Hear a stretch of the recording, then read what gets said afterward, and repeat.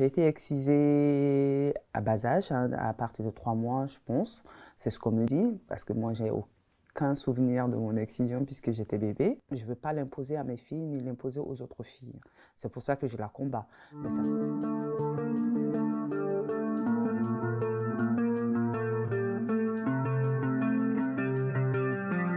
Dans certains pays où on pratique, quand une jeune fille n'est pas encore excisée, ben, elle ne peut pas préparer à la maison, elle ne peut pas avoir son foyer, elle ne peut pas aller là où les autres qui ont été excisés ont été, donc elle est vraiment freinée dans sa vie sociale.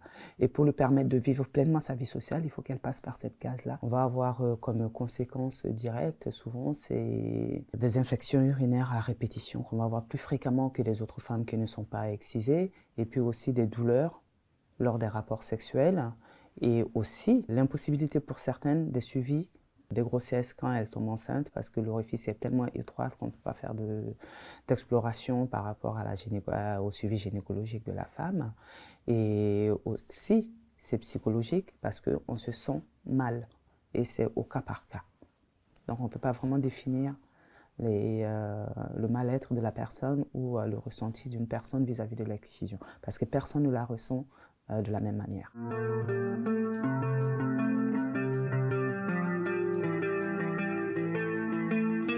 On les suit dans toutes leurs démarches, que ce soit médicale pour une réparation chirurgicale comme certains le demandent, ou que ce soit juridique pour celles qui demandent l'asile pour la protection de leur petite fille, parce qu'il y a beaucoup qui ont compris maintenant la dangerosité de l'excision et qui la refusent. Donc ces personnes vont nous demander comment on peut faire, parce que moi je ne mouille pas, je me sens sec, alors comment je peux faire? On les oriente en ce moment-là vers les sexologues qui peuvent les prescrire des lubrifiants ou autres.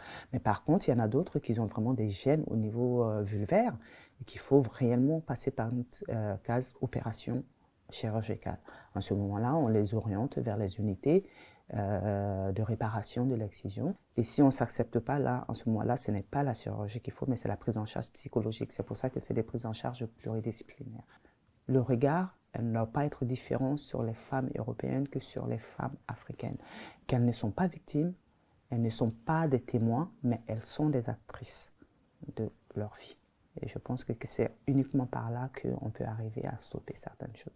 Parce qu'en victimisant une personne, on la rend novice et on la rend infantile. De ce fait, un enfant ne peut pas lutter pour sa survie. Mais par contre, quand on est actrice de sa vie, on peut faire quelque chose pour s'en sortir.